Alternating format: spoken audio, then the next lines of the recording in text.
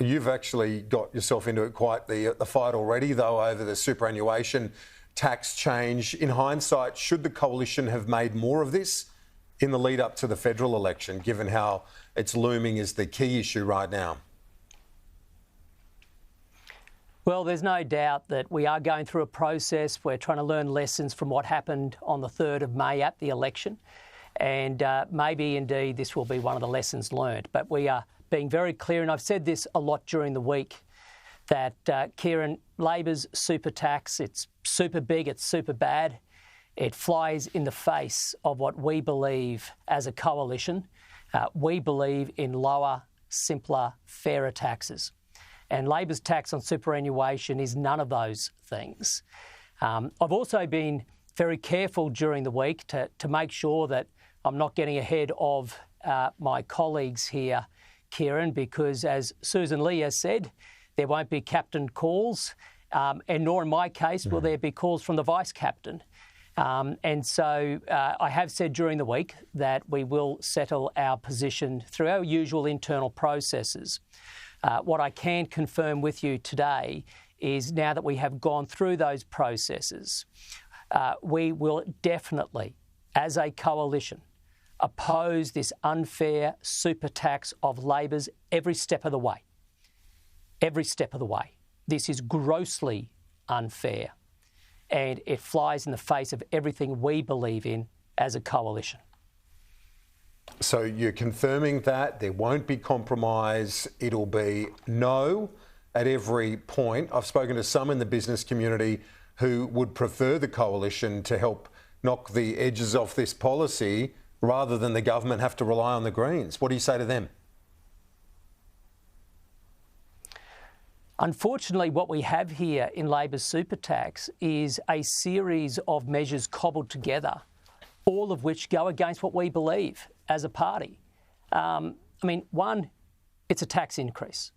Two, the taxation of unrealised capital gains. Kieran, to think that a person can make a theoretical profit, no money has hit the bank account, and they get taxed every single year, that's not fair.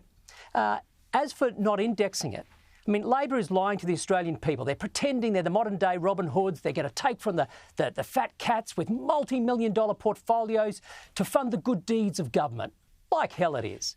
Labor knows full well, by not indexing this, they're not going to only go after some high-wealth individuals. According to asset management firm Wilson's, they say it's going to hit over 8 million Australians.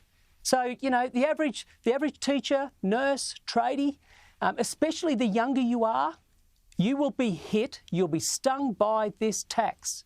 And as for the idea that the Prime Minister gets favourable treatment, in whose books is that fair? But we had the Treasurer out there saying, hey, taxpayers, you're going to be hit with the new tax. But the Prime Minister isn't. He can defer his liabilities every single year. As your balance grows, over time, young Australians, every year you are going to be hit a new tax for profits that haven't even hit your bank account, but the Prime Minister doesn't have to do that. There is no fairness in this, and therefore we're being very definitive. We will oppose it. Yeah. You'll oppose it? Yeah, no, I appreciate your clarity on that. But Jim Chalmers, he's also been clear this week, hasn't he, where it's clear from what he's saying that he believes he's got a mandate and the government's got a mandate off the back of their big win at the election. If Jim Chalmers wants to defend giving his boss, the Prime Minister, a better deal than other Australians, I look forward to that debate, Kieran. If Jim Chalmers wants to argue that everyday Australians, over 8 million Australians, should be hit with a higher tax amidst a cost of living crisis, I look forward to that debate.